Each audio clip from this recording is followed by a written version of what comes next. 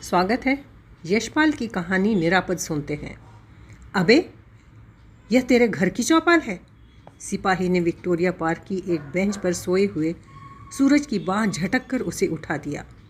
सूरज गहरी नींद में था। सर्दी के कारण घुटने समेटे सिकुड़ा हुआ भी था। बाग में पड़ी खाली बेंच पर सो जाने से सिपाही के नाराज होने का कारण समझ न सका। बेंच पर सोने से पहले वह यही सोच समझकर वहाँ सोया था कि उस जगह सो जाने से कोई आपत्ति नहीं करेगा। सिपाही ने सूरज की नींद तोड़ने के लिए उसे कान से पकड़कर उसका सिर झंझोड़कर बहुत निरादर से धमकाया। अबे, बोलता क्यों नहीं? गूंगा है? घर तेरा कहाँ है? क्या काम करता है? सुध संभाल सकने पर सूरज ने परिस्थिति का संकट समझा। वह वर्दी पहने सरकार के प्रतिनिधि सिपाही के सामने आदर प्रकट करने के लिए सीधा खड़ा हो गया। 5 कक्षा तक स्कूल में पढ़ते समय जब मास्टर साहब नाराज होकर मारने पीटने के लिए बुलाते थे, वह इसी तरह मार खाने के लिए चुपचाप खड़ा हो जाता था। सूरज ने साहस से सिपाही को उत्तर दिया, हुजूर, घर पहाड़ में है, नौकरी ढूंढने आया हूँ। सब चोर नौकरी ढूंढने ही आते हैं। सिपाही ने अविश्वास प्रकट किया। किसके यहाँ ठहरा है? उसका पता बता। लाट साहब की तरह सरकारी पार्क में बिरंज पर सो रहा है। सूरज ने गिड़गिड़ाकर बताया कि वह 3 दिन पहले पहाड़ से आया था। पड़ोस के गांव में एक आदमी के यहाँ 2 दिन ठहरा। जब उसने और रखने से इनकार कर दिया तो सुबह से जगह जगह घूम रहा है। नौकरी नहीं मिल सकी थी। सिपाही ने उसकी जेब टटोल कर देखी। जेब में बस एक कागज़ का टुकड़ा पड़ा था जिस पर चंदर सिंह पहाड़ी का पता था। चंदर सिंह लालबाग में जगत सिंह ठेकेदार की कोठी पर चौकीदारी करता था। चंदर सिंह का अपना चचेरा भाई भी नौकरी खोजने आया हुआ था। चंदर सिंह किस को अपने यहाँ बैठा कर खिलाता? उसने सूरज को 2 दिन टिकाकर अपना रास्ता नापने को कह दिया। सूरज ने अपना अपराध स्वयं ही स्वीकार कर लिया। वह बेरोजगार और बेघर-बार था। यही तो दफ़ा 109 का अपराध है। सरकार जानती है साधन और संपत्ति के बिना कोई जीवित नहीं रह सकता, इसलिए प्रजा की रक्षा के लिए संपत्ति की रक्षा करना सरकार का धर्म है। बेघर-बार और बेरोजगार संपत्तिहीनों से संपत्तिवानों को सदा ही भय और आशंका है। जीवित रह सकने के लिए किसी न किसी की संपत्ति पर हाथ मारेंगे ही। सरकार की दृष्टि में यह बात स्वाभाविक है, इसलिए सरकार ने उन्हें बांध कर रखने का कानून बना दिया है। सूरज की जेब में कुछ न था, पर सिपाही के पास उसे कोतवाली ले जाए बिना चारा ही क्या था। टके पैसे का लाभ न हो तो कारगुजारी तो हो। सूरज दरवाजे में लोहे के सींग से लगी कोठरी में बंद किए जाते समय कांप रहा था। पछता रहा था अपना घर छोड़कर क्यों आया, पर घर वह शौक से छोड़कर नहीं आया था। बंद कर दिया गया तो कई मिनट आंसू बहते रहे। ताला लगाकर कोठरी में बंद कर दिए जाने पर सूरज को लगा कि उसे संदूक में बंद कर दिया गया है या धरती के नीचे गाड़ दिया गया है। सोच रहा था, इससे तो पहाड़ में भूखा मर जाता तो भी अच्छा था। कुछ मिनट बाद सूरज ने अनुभव किया कि वह कैद की कोठरी में पार्क की बेंच पर काटते मच्छरों और ओस की ठिठुरन की अपेक्षा बुरी अवस्था में नहीं था, परंतु मन किसी अज्ञात कल्पनातीत भय से दबा जा रहा था। दूसरे दिन सुबह एक पहर दिन चढ़े एक सिपाही ने उसे कड़े स्वर में पूछा, क्यों बे, 4 आने का क्या लेगा? सूरज कुछ न समझकर सिपाही की ओर कातर भाव से देखता रहा। सिपाही ने समझाया, सरकार हवालात में बंद लोगों को 4 आने खुराक के लिए देती है। वह क्या खाना चाहता है? सिपाही की बात समझकर सूरज को और भी विस्मय हुआ। पिछले कितने ही दिनों से ऐसा ख्याल तो उसका किसी ने नहीं रखा। सचमुच दाल रखी 2 रोटियां उसके हाथों में थमा दी गई। सूरज ने हाथ जोड़कर गिड़गिड़ाते हुए और दया की भिक्षा मांगते हुए कोतवाली के मुंशी जी के सामने और फिर मजिस्ट्रेट के भी सामने अपने निरपराध होने की जो दुहाई दी थी, वह उसके बेघर-बार होने और बेरोजगार होने के रूप में अपने अपराध की स्वीकृति भी थी। सूरज इस बात का कोई कारण न बता सका कि वह धर्मशाला में न ठहरकर पार्क में क्यों सोया था। साथ में सामान न होने से धर्मशाला के मुंशी जी ने उसे क्यों वहाँ टिकने नहीं दिया था। जेल की हवालात में सूरज का मन भयभीत था। वह लोहे के जंगलों और ईंटों की ऊंची दीवारों से निकलकर भाग जाने के लिए छटपटा रहा था। उसका मन चाहता था कि वह गली बाजार में पहुंच जाए और दुकान दुकान और घर घर घूमकर पूछे, हुजूर नौकर चाहिए। इस प्रकार 3 दिन घूमने का अनुभव भी याद था। वह भूखा दुकान और घर घर घूमता रहा था। किसी दरवाजे के सामने जाकर संकोच से सकपकाते हुए वह पूछता, नौकर चाहिए हुजूर। अधिकांश जगह संक्षिप्त उत्तर था, नहीं। कई जगह नाम धाम पूछते प्रश्न किया जाता, पहले कहाँ काम किया है, कोई तुम्हारा जामीन है। 1-2 समझदार लोगों ने यह भी सुझाया था कि थाने में जाकर अपना नाम धाम लिखवाकर पुर्जा लिखा लाओ कि इस आदमी का ठौर ठिकाना ठीक है। जेल की हवालात में उसे भूख लगते ही गेहूं की रोटी और दाल पीतल के तसले कटोरी में मिल जाती थी। रात में सोने के लिए निर्विवाद जगह थी, ओढ़ने के लिए चादर और बिछाने के लिए मुंज का टाट था। मन पर जेल का आतंक था, परंतु उसे सुख ही सुख था। दिन में वह दूसरे हवालातियों की बातें और मजाक सुनता रहता। 2-4 आदमी उसकी तरह मुंह लटकाए हुए थे, शेष मजे में थे। हवालाती लोग आपस में कानून के दाव पेचों और अदालत में सफाई देने के ढंग एक दूसरे को बताते रहते थे।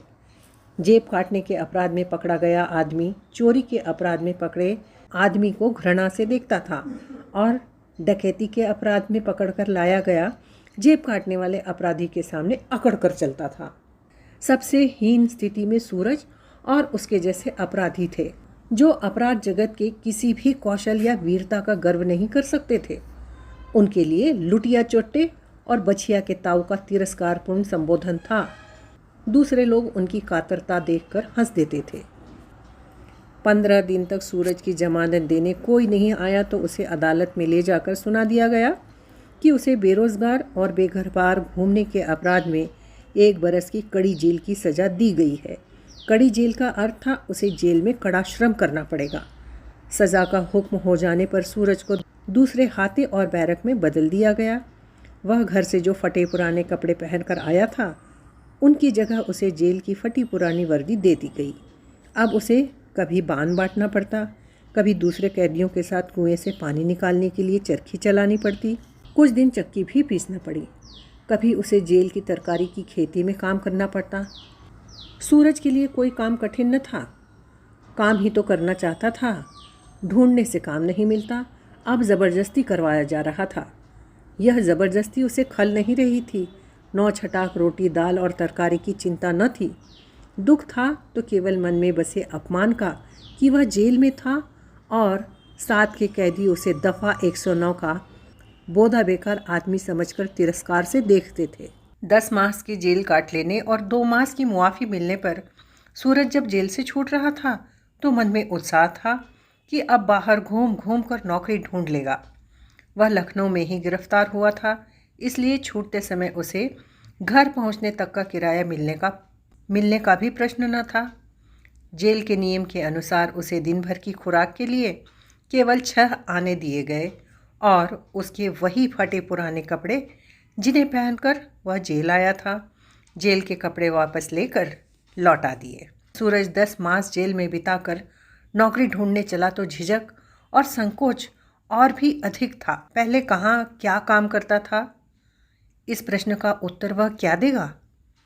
इस प्रश्न की आशंका की छाप उसके चेहरे पर बहुत स्पष्ट थी। ऐसी अवस्था में उसके प्रति किसे विश्वास होता?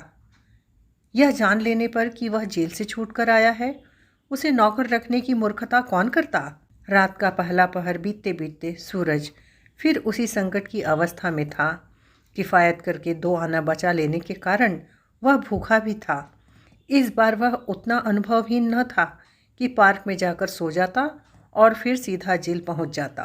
जेल में विशेष दुख न पाने पर भी बंधन का भय और अपमान की आशंका तो थी ही, परंतु मन यह भी सोच रहा था कि यूं भूखे और बेआसरे रहने से तो जेल में ही आराम था।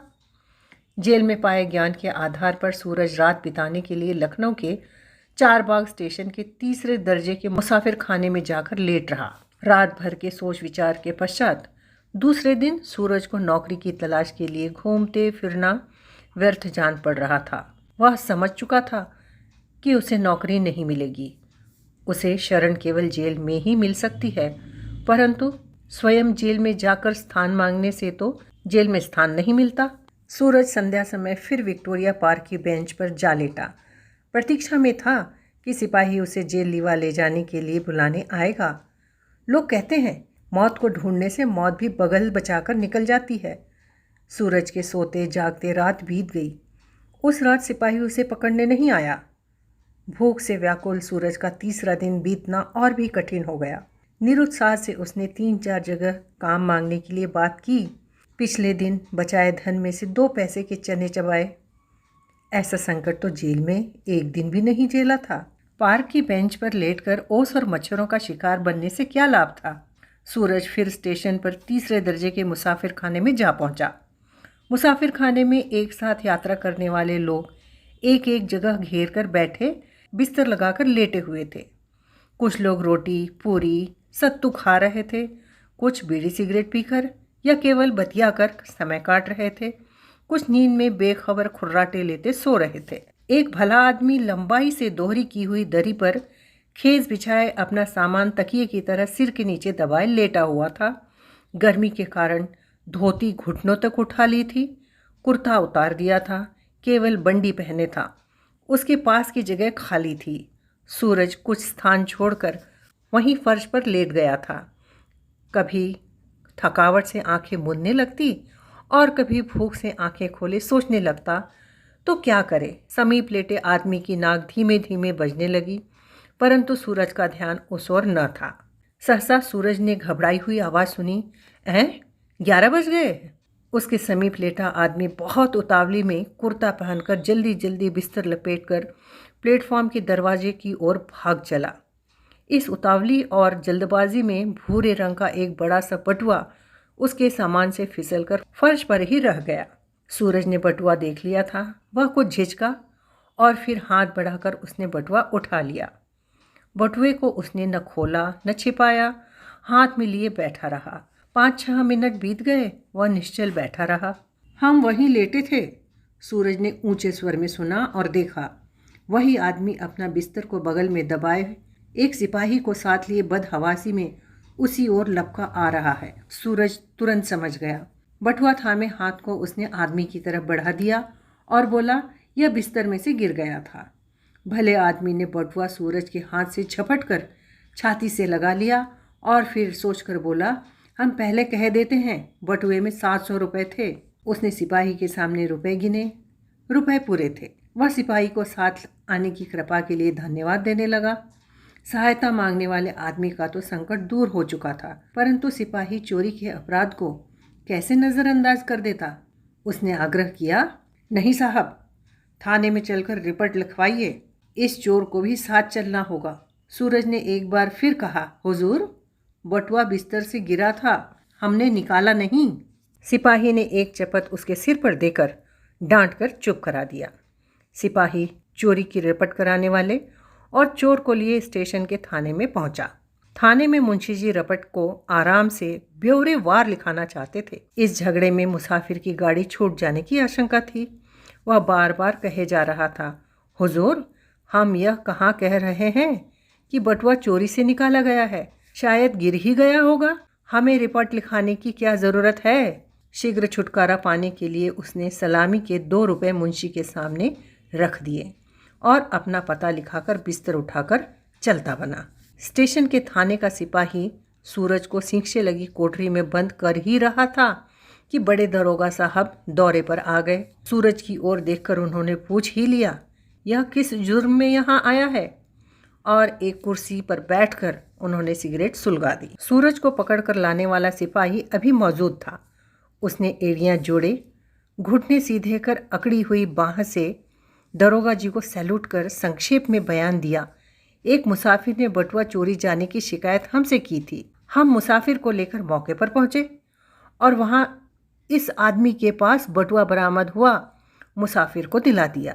दरोगा साहब ने चुपचाप सिगरेट के 2 कश खींचे और सूरज को समीप बुलाकर पूछा, क्यों बे, बटुआ कैसे निकाला था। सूरज भयभीत सा चुप रह गया। उसके पास कोई उत्तर था ही नहीं। दरोगा साहब ने फिर से पूछा, अबे, बटुआ निकाल कर भाग क्यों नहीं गया, वहाँ बैठा ही रहा, जेल जाने का शौक है। सूरज फिर भी चुप रहा। दरोगा साहब ने एक और कश खींचा और पूछा, पहले कभी चोरी की है।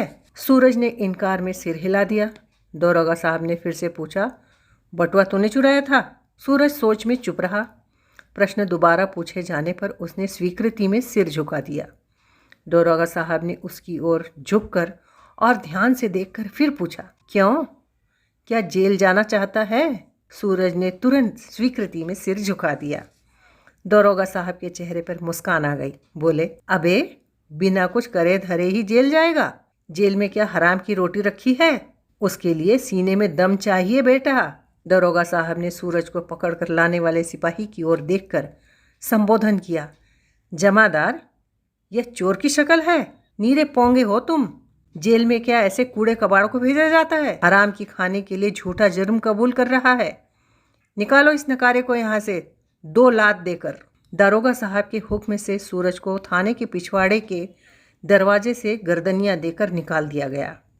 इस बार सूरज को जेल में शरण देने से भी इनकार कर दिया गया। पुलिस जान गई थी कि वह निरापद है।